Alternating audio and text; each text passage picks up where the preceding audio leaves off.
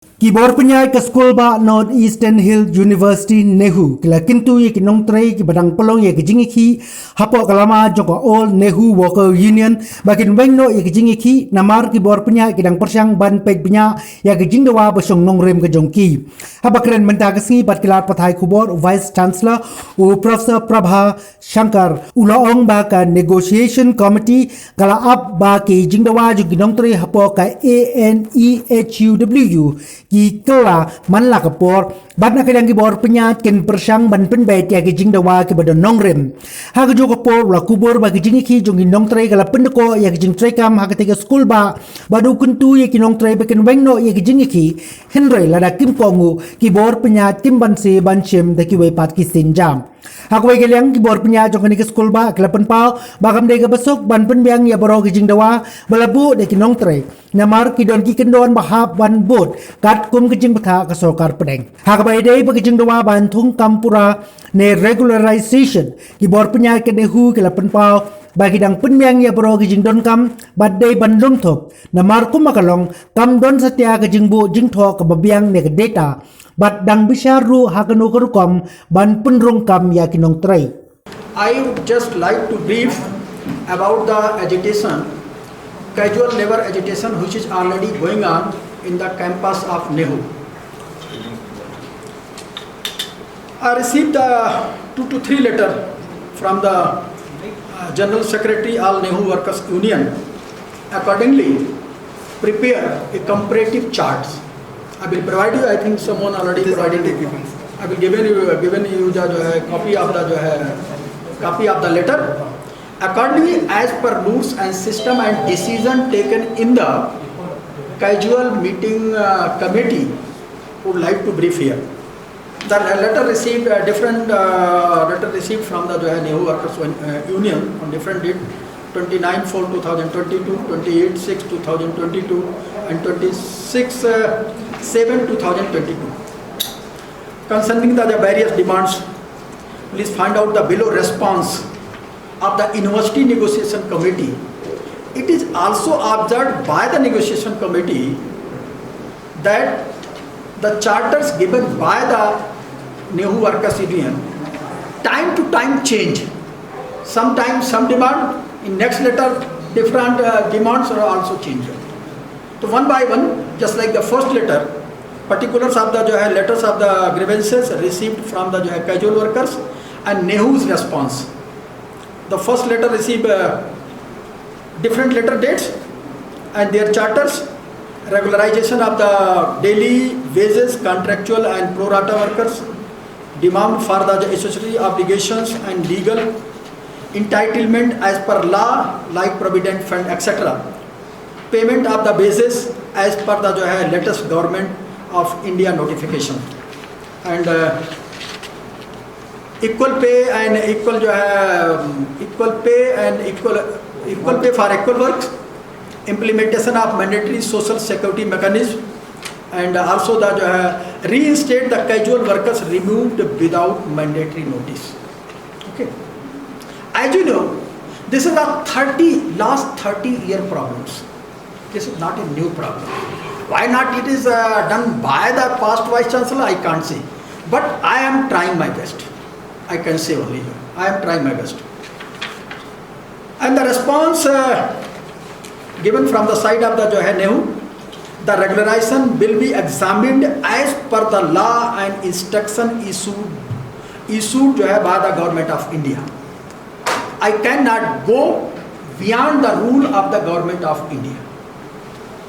EPF and ESI payment are paid before the 50th of every month as mandated. We are already paying it.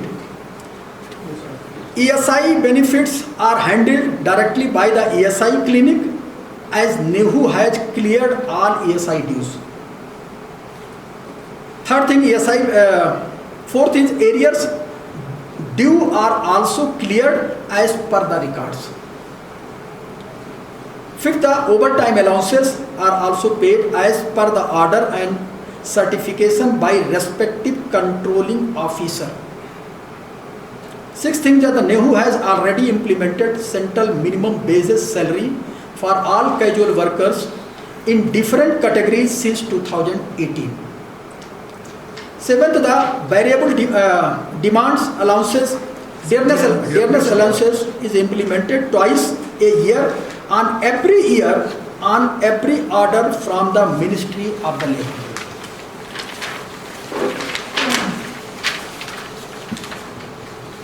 Equal work and equal pay is only specific appointees for a specific census post, not for casual and others. Wages are duly paid every month, and when performance certificates are received from the respective controlling officers. All casual workers are required to be on duty for minimum 8 hours without fail and to be stationed in their place at work. But as I feel from last 1 year, they are also not joining their office in time. Delay in salary in the last month for employees is due to non-submission of the Aadhaar mandated by the EPF by some workers.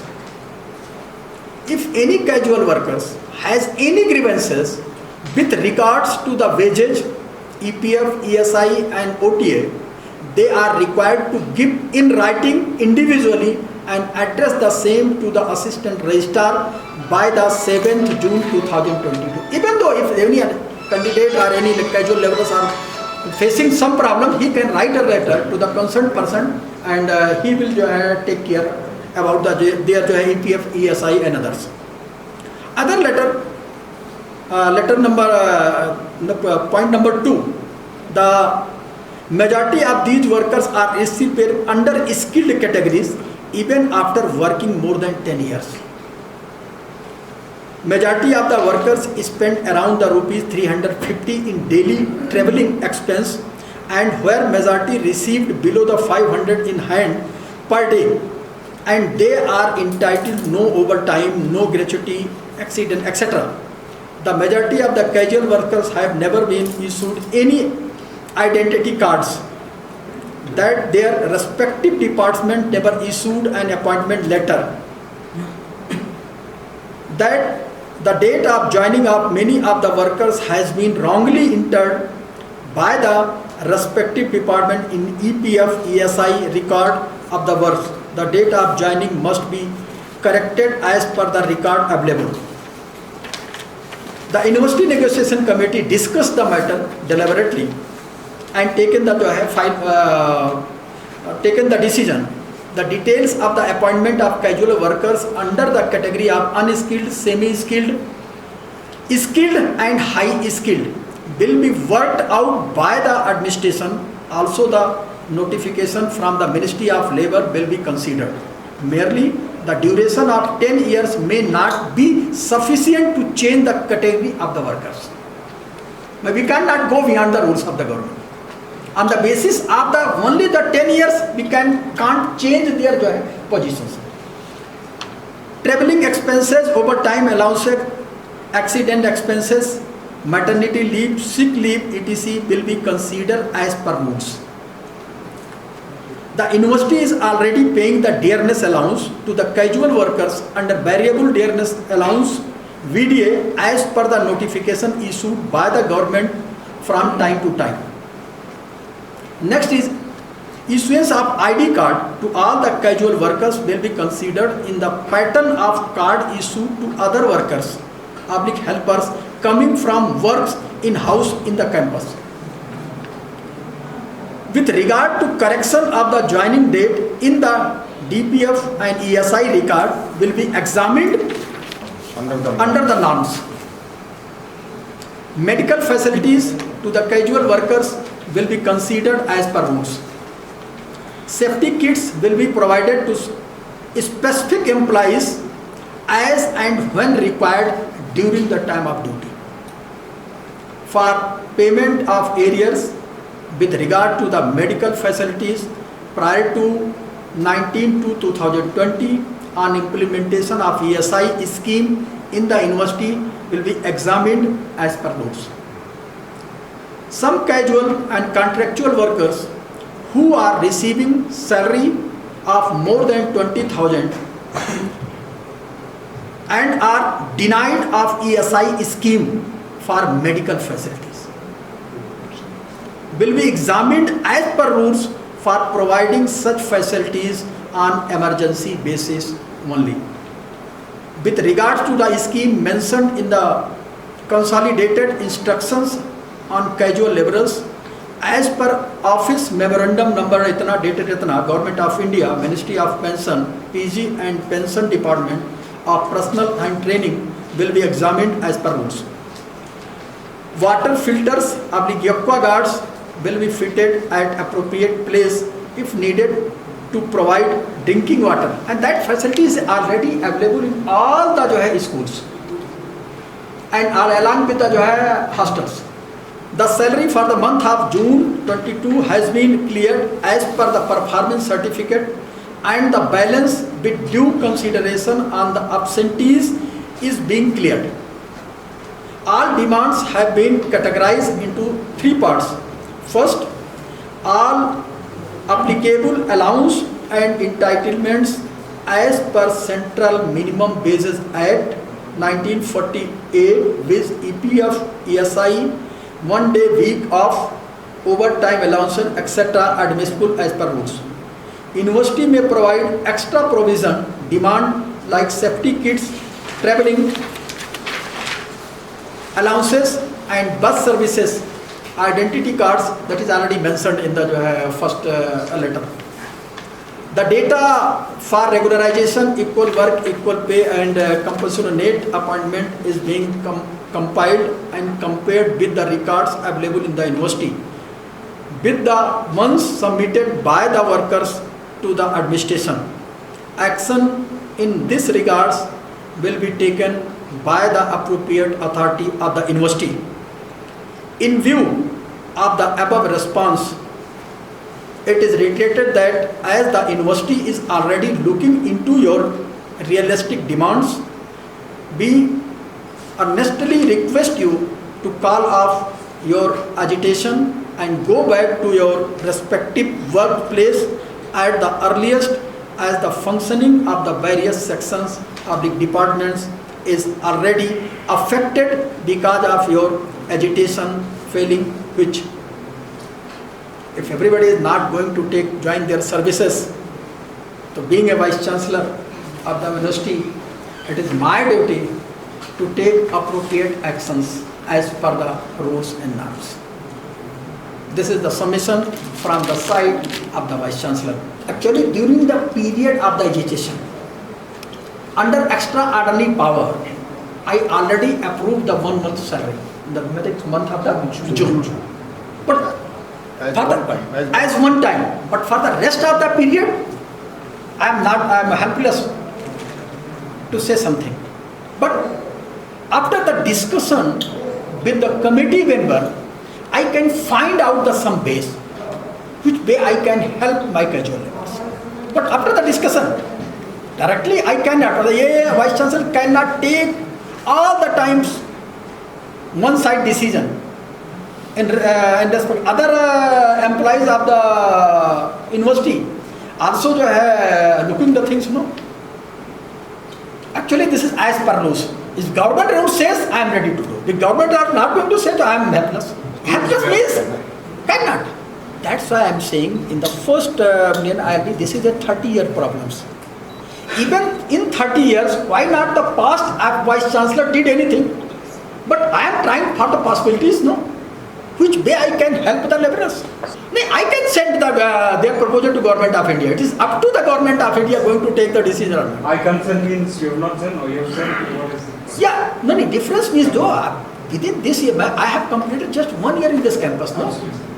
Okay, so in this period, I am just trying the possibility, searching the possibility with the committees, and committee is working on that.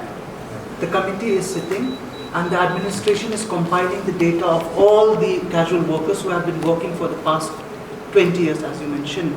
So we are compiling the data, and as it is not easy to compile all the data of 400 to 600 people, we are considering all the casual workers from Shillong, Tura campus, and even Guwahati guest house, NEHU's guest house. So compiling the data of all these casual workers will take time. That's why committee is compiling the data and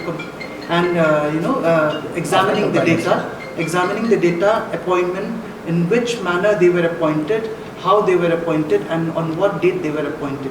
So compiling these data takes time. So after the compilation of data and with very good reasons, then only we can send the proposal to the ministry. It's not like we can just send a very vague proposal to the ministry. That's why it takes time. It's not an easy task. So we have requested the casual workers to to help us and in compiling the data. We have also asked their grievances and their whatever documents they have submitted to us. The administration AR, Assistant Registrar, by Ivan Lindo is sitting here. He is compiling those data, and as and when those data will be compiled, we will be sending it to the ministry for approval. And whatever the decision the government takes, then that will be the final decision, not the Vice Chancellor's decision or not the university's. There are many laws and Supreme Court decisions also they are involved. Okay, so it is not very easy. Supreme Court decision which was there in 2006, Uma Devi case in Karnataka, they have given the verdict, but that was one-time decision, and up to 2006 who complete there, and other requirements are there, so they come there. After that, there are many other Supreme Court also they have approached there. Even in the Kesari case which was there in Karnataka, Limo Devi case was 21, but Supreme Court, which is the highest considered legal authority, they told that that one still exists there. So we have to see in that aspect. Further, I want to add from the NEHU perspective, even the NEHU casual workers, already they have approached this High Court earlier in 2000, I think sometime 6 or 7, something like that, and decision already it is there, and they did not accept on the regularization aspect there.